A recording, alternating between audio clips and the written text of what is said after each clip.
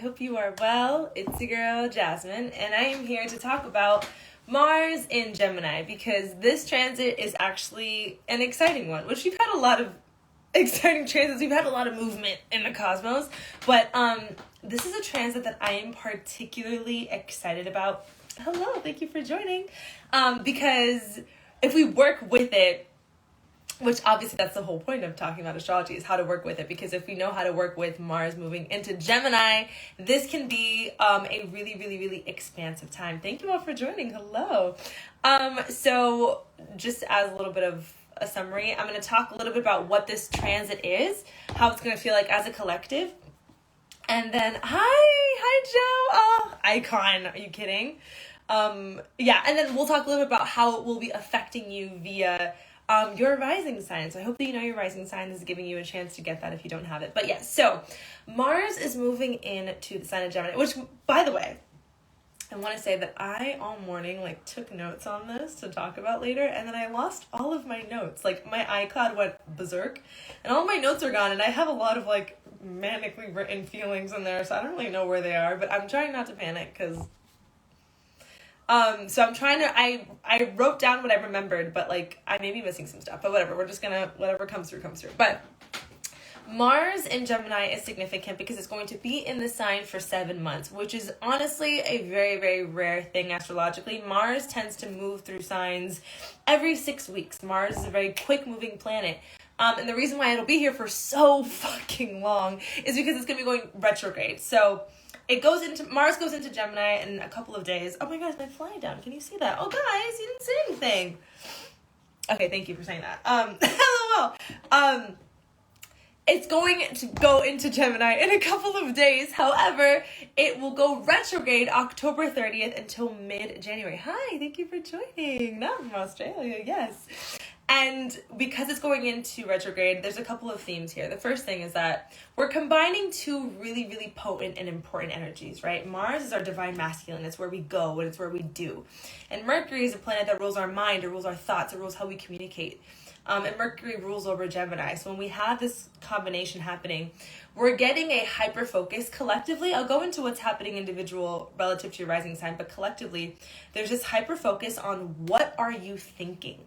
What are the thoughts that you are thinking, and how are they building your reality? What thoughts are you giving more power to? What thoughts are derivative from shadow, from inner child, which isn't to say that either is good or bad, but rather just can you get clear and clarity and build intimacy in relation to your thoughts, and thus know how to respond to them with more intention, and thus build a life that makes more sense. Thank you. Yes, I got my hair done on it. Yes.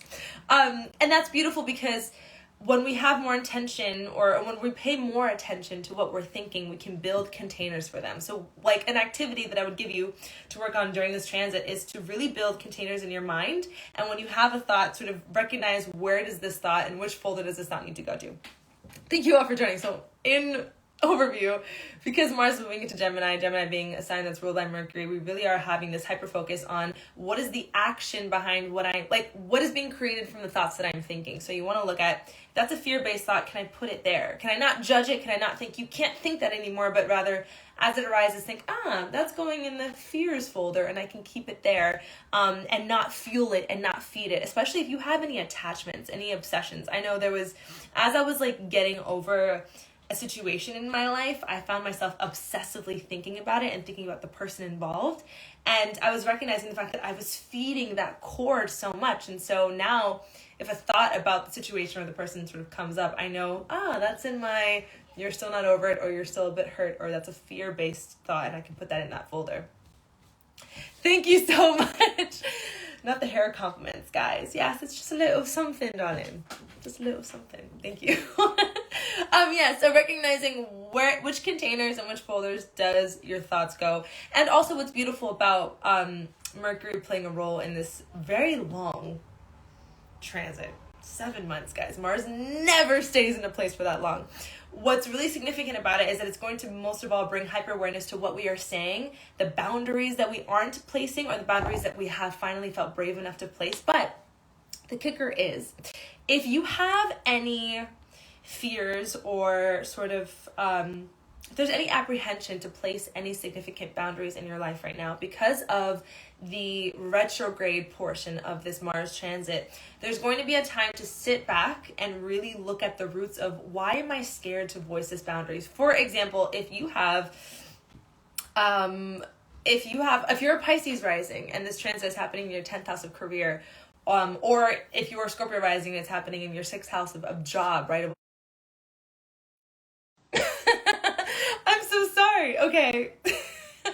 I was doing this live and then I got a call and then things went haywire after that. And so I don't even know where I was. I'll give it a second for people to join back in if they get the notification that I'm back. Hi, everyone. I was live and then I wasn't anymore, but now I am again. Honestly, I don't know what's been going on with technology. I mean, losing my notes app and then like the live just going berserk. I don't really know. Hi, everyone. Thank you for joining again.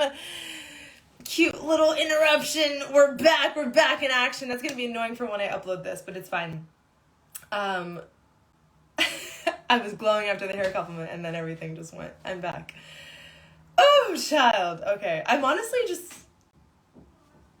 riding the waves today. It's been technologically very frustrating, but you know what? You just gotta. Anyway, the example that I was giving was if you are perhaps a Scorpio or a Pisces rising, this would be in an area that affects your work and in your workplace. So you would be invited to look at what boundaries do I need to place relative to authority figures, to making sure that my workplace feels safe and comfortable and sort of inclusive for me. And if there is any apprehension surrounding me placing those boundaries, where did I learn that I'm not worthy of being heard by authority figures? Or where did I learn that it's not safe to voice my needs, right? So like in summary from part 1 of this live, if there are any limiting beliefs surrounding you speaking on your needs in whatever area this is affecting specifically for you, it's time to use that retrograde period to really sit in the context of it, sit in the roots, sit in the story that may have taught you or just made you learn that there was any sense of unsafety around that. I don't know if unsafety is a word. Danger surrounding voicing your needs. So in summary, before I get more into the specifics, also just to kind of like recap, Mars, the planet of drive, of going, of doing, divine masculine, is going to be in the sign of Gemini, which is ruled by Mercury. It's the mind, it's how we express, and it's how we creatively express as well. So I do want to say, you may be getting crazy ideas right now, ideas that seem very out of the box, that seem like, how could I ever execute that? Does that make any sense? Just know that like, whatever comes up right now, do it. If it lights any sort of fire in you right now, just do it and know that it may be left and it may be more obscure, abstract than what you are used to thinking.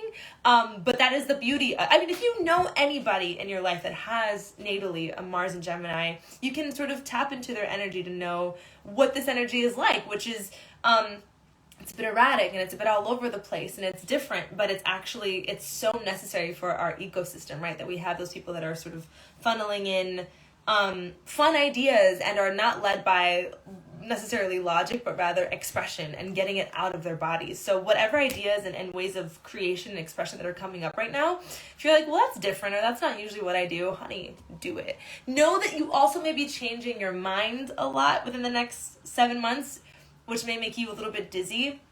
Just ride the ebb and flow of it. Mind you, Mars is already going into Gemini in a couple of days, so we're in the shadow period of it. So like, if you're already feeling like, I feel a bit chaotic, I feel all over the place, I feel like I'm changing my mind about everything, I'm waking up and feeling one day, and I'm waking up feeling one way, and then I'm waking up again and feeling a completely different way, or just, anything surrounding being really in and out and up and down and hot and cold, just know that that's going to kind of be the vibe. And if you can just find a way to ground in, just honestly incorporating grounding in your day so that you're not overwhelmed by the fact that there's a lot of ebb and flow right now. There's also like a lot of erratic energy. There's going to be a lot of flirting, a lot of miscommunication, but also just like an invitation to explore things that are different than your norm. So if you feel called to like randomly take a course, wow, as I'm saying this, I like spent 4 hours last night looking up like different like master's programs because like I want to go back and study sociology again. I don't know what's going on, but now I know exactly what's going on, and it's that there's this invitation to satiate our curiosity. So go to a new place or go to a new place internally by studying something new. Take advantage of this energy and really be curious and explorative. I love that, yeah. But what I do want to say in terms of like, that's the way to enjoy it and also a way to be cautious with it, because you don't want to make a decision on every single feeling. Not every single feeling needs an actionable response. Sometimes it's just like, I want to dye my hair purple, but maybe if I just sit my ass down and take a nap tomorrow, I won't actually want to do that. You just blew your own mind. Beautiful, yes, but like a calling to buy concert tickets, yes, that. Especially, like, now's the time where you're like, I don't know what kind of genre that artist plays, but I like their name, so I'm just gonna go. Go, because that's a faded experience. That's where you meet someone you never would have met otherwise, and it leads to something else. So just know that, like, those random calls to action, those calls of doing, just do them. Have fun with it, be expressive. Find grounding when you are amidst a lot of change, a lot of changing minds. Know that as your mind is constantly changing, so is everyone else's. So don't get too attached right now. Now would be a beautiful time to practice the art of detachment, like me right now with the internet and the technology and how I expect it to act. I've been humbled. I have. But when it comes to using this in a way that's useful, and when it comes to applying it to your sense of evolution, what I want to say is really, really, really getting clear. And like I said, I'm going to go through each rising sign, getting clear on, relative to the area that this is hitting you, what boundaries need to be spoken? How do I need to speak up for myself in this area?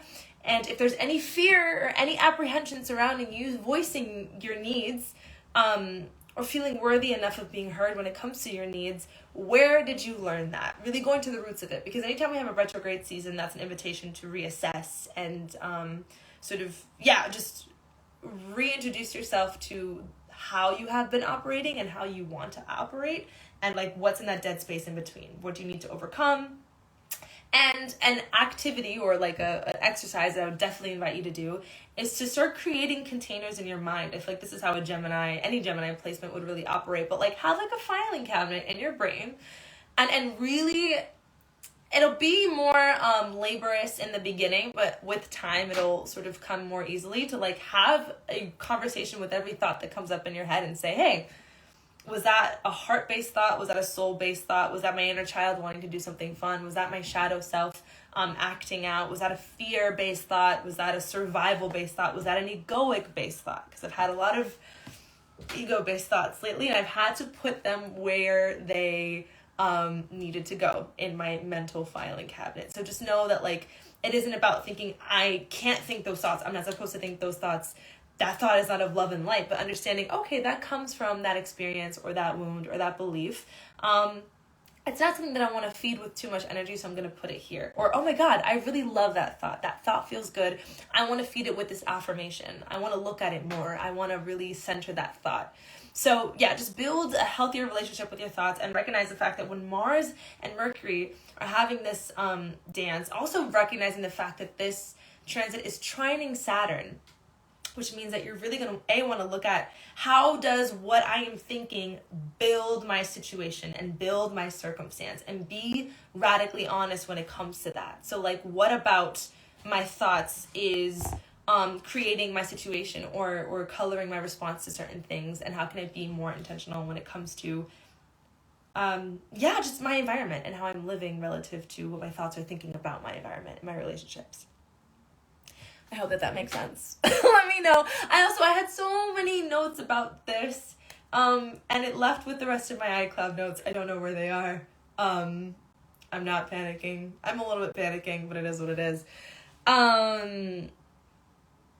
So now for the fun part. If you know your rising sign, I'll talk a little bit about what this will bring up in your houses relative to your rising sign. So if you are a Gemini rising, obviously this is going to be in your first house of identity. So you want to look at,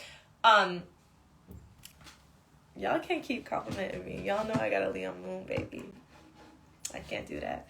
It'll be in your first house of identity. So you want to look at what ways have I not let myself be fully liberated? What is my truth? And have I diluted my sense of self in order to maintain comfort for others, for a sense of uniformity? And how can you break out of that? Yeah, it's not, and it's also just recognizing what have you thought about yourself and what is the context and the conversation and the dialogue that you have about how you see yourself in the mirror, and are you being kind?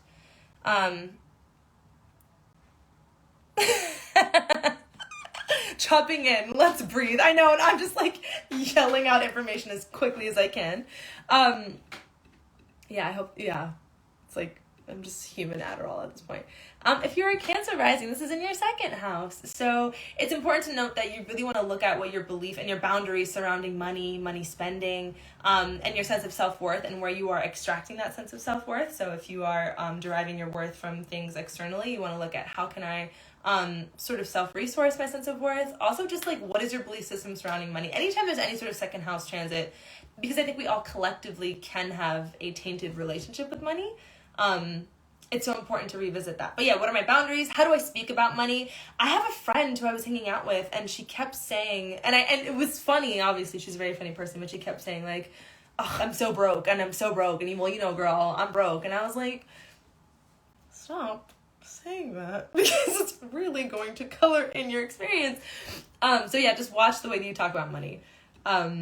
Yeah, and how you relate to it. If you're a Virgo if you're a Leo rising, this is in your third house, which is beautiful because, like I said, with this retrograde portion of this transit, you're going to want to revisit where you have learned perhaps limiting beliefs surrounding feeling worthy of speaking on your boundaries and saying what you need. So the third house, outside of it being the Mercury house, right? So how we communicate and how we express, right? So you probably are going to have a lot of creative ideas right now. You're probably going to want to write a lot. God, I had 4 thoughts at one time and I almost just passed out. Pausing that, just in general, journaling right now, if you don't already have a journaling practice, starting a journaling practice for this transit is going to be incredible. Like, and maybe I'll do this. And in fact, Kiana and I have shared notes that I do want to be more intentional about. But like, just starting a journaling practice to every single day, just write down what you are feeling, or just to sort of put out that stream of consciousness. Because the tea is that if you're not putting out on paper, our brains are going to be so overactive during this. You're probably going to be ranting on Twitter or like oversharing in your Instagram stories. And in order to avoid that or avoiding that in excess, you could also just tell your diary. So start a journaling practice. But also, especially if you are a Leo rising, and especially if you're a Leo rising, you want to look at your elementary school years, because third house rules siblings and elementary school years, and you want to look at your relationship to both siblings and elementary school years and see what you may have learned in those experiences that may have built limiting beliefs surrounding you, voicing your needs, speaking up for yourself, or yeah, just anything around that. If you are Virgo rising, this is in your 4th house. Sorry, I was saying because my mom's a Virgo rising and she's literally going to be moving. And yeah, 4th house is our homes, right? So our inner world, right? Our inner home. So really looking at what's your dialogue inwardly, and is it safe? Is it building? Is it reflecting a beautiful life? But also you could be, right, because Mars is action. So while there is going to be a retrograde period, there really is this invitation to move forward. So there may be moving happening. In all areas that Mars is transiting for you, there's going to be movement. That movement is going to be directed by you, and whether you want to go forward and make new choices surrounding you voicing your needs, or whether you want to stay where you've always been, which is essentially moving backwards. Drag. If you're a Libra rising, this will be in your 5th house. So this is a creative house. You're probably going to have a lot of just like new ideas surrounding how you want to creatively express yourself, and also just how you want to incorporate more play in a way that's creative into your life. It's giving, I'm buying coloring books and joining the local theater and starting a garden type of energy. Hi, thank you for joining. If you are a Scorpio rising, like I mentioned earlier, as I use you as an example, this will be in your 6th house. So 6th house is job. It's our routine. It's what we do every single day. So you want to make sure that you are being really intentional with like, how are you maintaining and upkeeping your mental health, especially? I mean, 6th house is all kinds of health. And not Alicia Keys. Someone said that today. And I was like, I will wear that like a badge of honor. Yes, so you want to make sure that you are taking care of your health in all areas, but especially your mental health, because Mercury rules the mind. And so you want to make sure you're building and curating a healthy relationship with your brain. And I honestly, the container exercise that I mentioned would be good for anyone, but especially if you are, what sign am I talking about? Yes, the Scorpio Rising. Really having a healthy relationship with, like, recognizing, okay, that is a fear-based thought, and that'll go in the fear cabinet. That is a love-based thought, and I will center it, and, you know, that. If you are a Sag Rising, like your girl, and I'm already witnessing this is going to be in your 7th house of relationships. Mind you, anytime you have a transit in a specific house, it's going to also affect the mirrored house. So, for example, if you're having a transit in your 7th house, it's also going to be hitting your 1st house. So, relationships and self. And if you have a transit in your 6th house, which is what's tangible in your daily routine, you're also going to have energy in your 12th house, which is your subconscious and your inner world. So just know that, like, a lot is going to be highlighted if one area of your life is getting affected. So, like, home, also career, and divine masculine, also divine feminine. With that being said, if there are any other Sag Risings out there, 7th house transit means you're going to look at your boundaries or lack thereof in your relationships, but also with yourself and your sense of identity as well. But yeah, 7th house Sag Risings, what is your limiting belief surrounding you feeling worthy enough of speaking on your boundaries and your needs when it comes to your relationships? All that fun stuff. I can't wait. Can't you see my joy? Capricorn Risings, this is going to be in your 8th house, which rules a lot, and we'll get into it. But the first thing that I want to say, 8th house, what people don't, well, people do talk about it. I don't know why I was going to say that. But other people's money and, like, feeling okay with asking for help financially. So if you're a Cap Rising and if you've struggled ever with feeling like it's okay to ask for help, and I know being Saturn ruled, there may be this, like, this air to asking for help that makes you feel, just perhaps less than, or whatever the case may be. Just know that, like, now's the time to work through any limiting beliefs surrounding, hey, I need to borrow cash. And that doesn't mean anything about me and how I can take care of or provide for myself. But also 8th house rules our inner world, our shadow world, death, sex, and rebirth. So you want to look at your relationship with sex, how it's been defined for you, any limiting beliefs surrounding it, surrounding the boundaries that you need to build around sex, or asking yourself, or just asking for what you need in sex. Sex. If you're an Aquarius rising, this will be in your 9th house. So 9th house is a house of travel. It's a house of exploration, both physically, right? So going to new places, but also just, like, accumulating more knowledge and learning more. So just know that, like, if there's any call to action of studying something new, which I think a lot of us will feel, but especially if you're an Aquarius rising, study something new. Take a random course, or just do, like, one of those, like, YouTube. Do you know what I love and I've been thinking about doing? Is it called masterclass? It's like that thing where, like, they just take a person that's really prominent in their field and they teach a class, and it's like, taking a master class in something that you never thought you wanted to study before, really just harnessing this energy of desiring academia in any way. But also, 9th house rules divinity, and it rules religion and an organized religion. So you want to explore any confinement built around how you define and experience God. And having that personal conversation with yourself. If there's 3 more, and then we're done. If you are a Pisces rising, this is in your 10th house. This is an important one. I want to say all mutable placements, all major mutable placements, so Virgo, Sagittarius, Pisces, and Gemini are really going to be feeling this. If you have it in your sun, moon, or rising sign. And yes, so if you're Pisces rising, you're a mutable rising, and this will be in your 10th house of career, of what you are doing, of how the world is experiencing you, the platform that you've built for yourself, also your divine, 555. It's your divine masculine, it's your paternal lineage. So you want to look at any limiting beliefs surrounding building boundaries within your relational dynamics, when it comes to, like, the men or the male figures, the masculine figures in your life, but also just, like, career and feeling worthy enough of the largest version of that part of your life, and any boundaries that you need to place in perhaps your workplace or anything like that. And if you're an Aries rising, this will be in your 11th house. So this is friendships, this is friend dynamics, this is groups, this is community setting, this is also the internet. So I need to sit with this question just in general, but, like, what is your relationship with the internet, in particular social media, and is it healthy? Is it what's your accessibility like? And do you have an intentional relationship with your accessibility? And lastly, if you're a Taurus rising, this is in your 12th house. This is your inner world. This is your subconscious, your fears. What is your relationship with your fears? Which I think is a question we're all going to really have to confront during this season, especially with the retrograde. But you want to look at, how do I respond to my fear? Because I think fear will only get louder if you put all your energy towards ridding and eradicating it, rather than sitting with it and looking it in the eye and brewing it a cup of tea and asking it where it's coming from and placing it accordingly in your filing cabinet. So yeah, you're going to be invited to look at your fear and build a healthier relationship with it. Also, your dreams may be cray-cray. There may be fish walking around, riding bikes. Just want you to know that.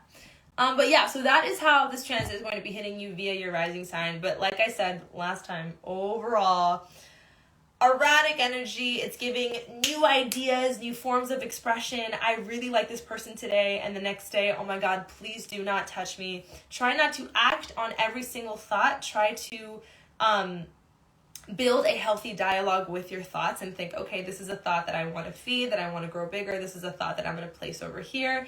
And just know that, like, if you have a call towards studying something new, exploring something new, going to a place you've never gone, just to doing something that's just for the sake of doing it because it's fun, and because it invites and invokes within you something that is creative and expressive, follow that. Don't think too much about it, just kind of do. And just know that your mind is going to be a bit on overdrive, but that is okay, because not every thought needs roots. Sometimes it's just a thought. I dreamt of a fish and bikes last night. I was thinking about the Cool Kids album, but love that. That's everything. And just like I said, overall, if there's any major, hi Michelle, if there's any major thing to take from this, it's that this transit is going to be such a beautiful opportunity for us to build a really healthy relationship with our thoughts and our words and our boundaries. So if you know, especially relative to your rising sign, if there's a boundary in that area that needs to be set, and there's something impeding you feeling brave enough or worthy enough of setting it, looking at the roots of that during the retrograde portion of this transit, but ultimately looking at, how can I feel worthy enough of setting these boundaries? How can I outgrow any limiting beliefs surrounding me not setting this boundary?